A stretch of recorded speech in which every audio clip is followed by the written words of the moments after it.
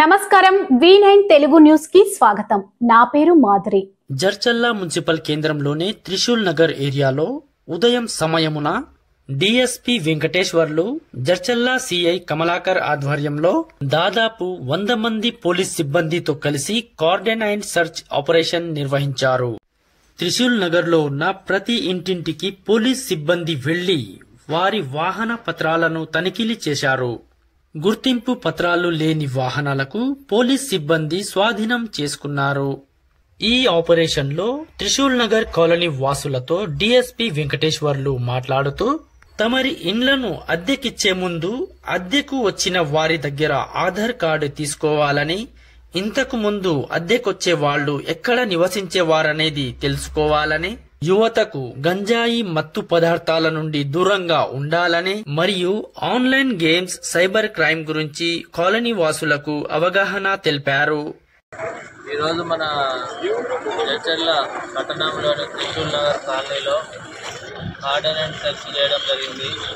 దీనివల్ల మన ప్రజలకు పబ్లిక్ మంచి సత్సంబంధాలు ఉండాలనే ఉద్దేశంతో ఈ కార్డన్ అండ్ సెర్చ్ చేయడం జరిగింది। దీనివల్ల మీకు ఈ కాలనీలలో కొత్త వాళ్ళు ఎవరైనా ఉన్నారా అని అందరి ఆధార్ కార్డులు కూడా చెక్ చేయడం జరిగింది।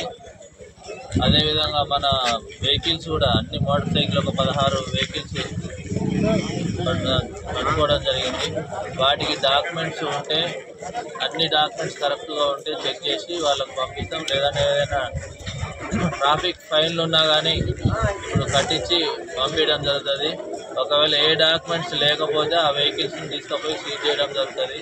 కాబట్టి దయచేసి మన కాలనీ వాసులకు అందరికీ విజ్ఞప్తి ఏంటంటే ఎవరైనా కొత్త వ్యక్తులు వచ్చినా కానీ మాకు పోలీసులకు ఇన్ఫర్మేషన్ ఇవ్వాలి। కిరాయికి ఎవరైనా కిరాయికి ఇచ్చినా కానీ వాళ్ళ ఆధార్ కార్డు తీసుకొని పోలీస్ స్టేషన్కి ఇన్ఫర్మేషన్ ఇవ్వండి।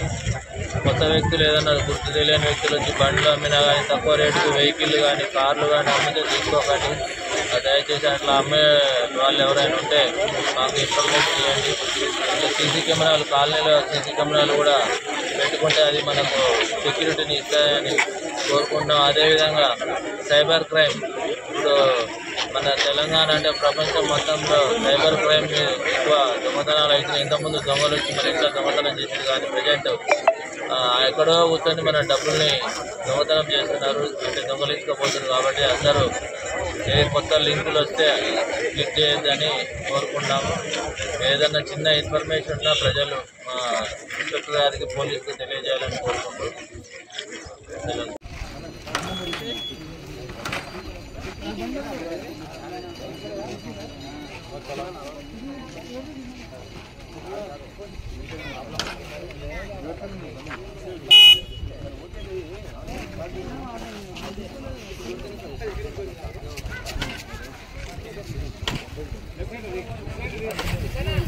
మరిన్ని తాజా వార్తా విశేషాల కోసం మా ఛానల్ ని సబ్స్క్రైబ్ చేసుకోండి।